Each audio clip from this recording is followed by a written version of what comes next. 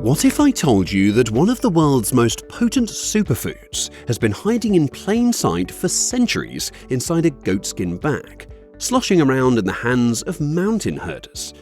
It looks like yogurt, fizzes like kombucha, and might just be the secret behind one of the longest living populations on Earth. This isn't some new wellness fad, it's kefir.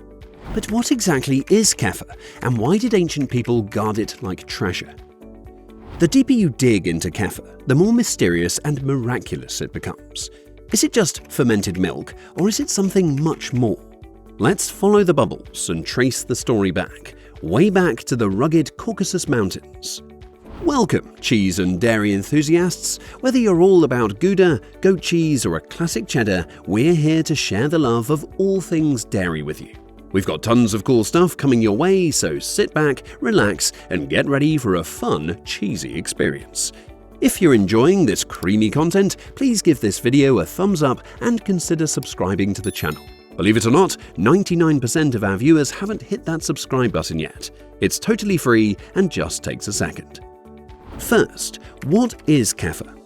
At a glance, it looks like a tangy, drinkable yogurt.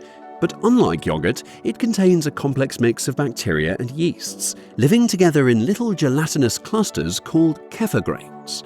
These aren't grains like wheat or oats, they're living ecosystems, and they've been passed down hand to hand, generation by generation for hundreds, maybe even thousands of years.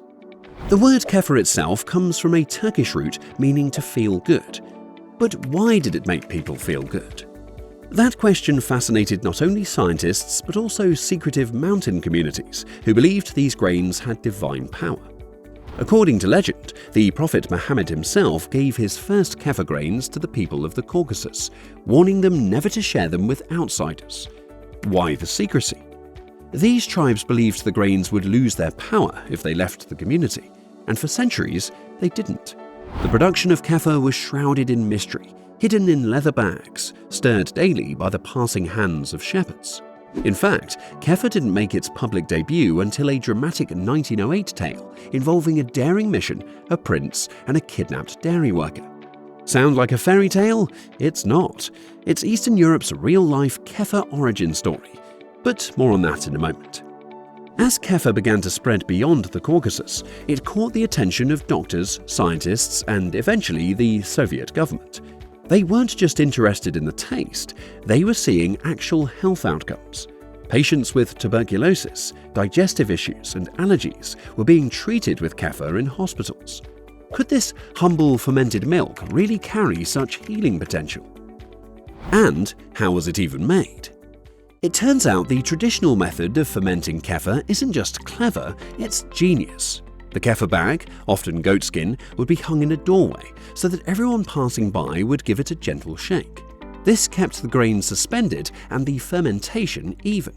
Fresh milk would be added daily, creating a self-sustaining living system. But could such a system ever be replicated in a factory? So what makes kefir so special on a microbial level? It turns out kefir isn't just one or two friendly bacteria floating around. It's a bustling metropolis of microorganisms. A single batch can contain over 30 different species of bacteria and yeast, working in harmony to ferment the milk. That's more than 10 times the microbial variety found in most yogurts. And that complexity matters. These microbes don't just coexist, they collaborate. Some bacteria break down lactose, making kefir easier to digest. Others release B vitamins or immune-boosting peptides. The yeasts contribute carbon dioxide, giving kefir its signature fizz, and even a trace of alcohol. Yes, kefir is very slightly alcoholic, often less than 1%. But all these interactions also raise an intriguing question. Can modern factories possibly recreate this ancient living network? In Eastern Europe, they certainly tried. During the Soviet era, kefir was produced on an industrial scale. The challenge? You can't just throw kefir grains into a 10,000-litre tank and hope for the best. So they developed two methods, one using actual kefir grains in a serial fermentation chain known as the Russian method, and the other using freeze-dried lab cultures, mimicking the microbial blend of kefir grains without handling the grains themselves. So if the product is made in a lab, is it still really kefir? Some argue it's a pale imitation, lacking the microbial diversity of traditional kefir.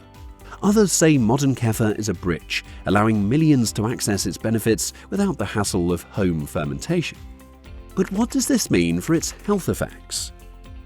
Despite its industrial transformation, kefir retains remarkable health benefits. It's especially beneficial for gut health.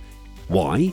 Because those microbes aren't just passing through, they're interacting with your gut bacteria, sometimes colonizing and altering your microbiome in lasting ways.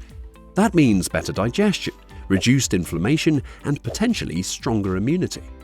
Studies show kefir can suppress harmful bacteria like Helicobacter pylori, ease lactose intolerance, lower blood pressure through ACE inhibitor peptides, and even show anti-cancer activity in lab settings.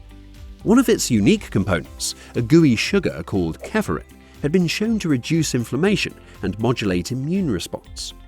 But kefir's impact goes beyond health stats. It is about how it makes people feel. Many regular kefir drinkers report better digestion, fewer colds, and even improved mood. Could that feel-good name be more than folklore? Possibly. The gut-brain axis is real, and fermented foods like kefir are part of that conversation. We've covered the mystery, the science, and the tradition. But one question remains. How does kefir actually compare to other fermented foods, like yogurt? When you combine kefir's mysterious origin, its unparalleled microbial diversity, and its scientifically backed health benefits, you begin to see the full picture. Kefir isn't just a quirky yogurt cousin, it's a living relic of ancient wisdom and a modern-day functional food rolled into one. It's practical medicine disguised as a humble drink. The rituals of the past, shaking leather bags, passing grains down through families, were not just cultural quirks. They were survival strategies, health insurance, and food preservation all in one. Today, kefir bridges a remarkable gap between the sacred and the scientific, between tradition and technology. It teaches us that sometimes the most advanced nutrition doesn't come from a lab. It comes from something as simple as letting milk sit out with the right microbes. But here's the lingering question. If kefir is this good, why don't more people drink it? Maybe it's the sour taste, maybe it's the weird clumps, or maybe it's that kefir doesn't fit neatly into any modern category. It's not quite yogurt, not quite kombucha, and definitely not your typical smoothie. It's something older, stranger, wilder, and that's exactly what makes it worth trying. Kefir is more than fermented milk. It's a story, a science, a culture, literally and figuratively. It's a drink with roots in prophecy and peaks in petri dishes. And whether you're stirring a glass of factory-bottled kefir in a city apartment or shaking a jar of homemade grains on your kitchen counter, you're participating in something ancient, something alive. So, next time you lift a glass of kefir to your lips, remember, you're not just drinking a health tonic, you're sipping history. In our next deep dives, we'll explore other fermented dairy, from yogurt to buttermilk to the fizzy Central Asian drink called kumis. Which one actually delivers the most health benefits? Which one tastes best? And which one should you add to your daily routine? Hit that subscribe button to find out which fermented drink deserves the crown. Your microbiome might just thank you. And in the meantime, leave a comment down below, share your thoughts with us, or an emoji for the sake of engagement. Thank you for watching.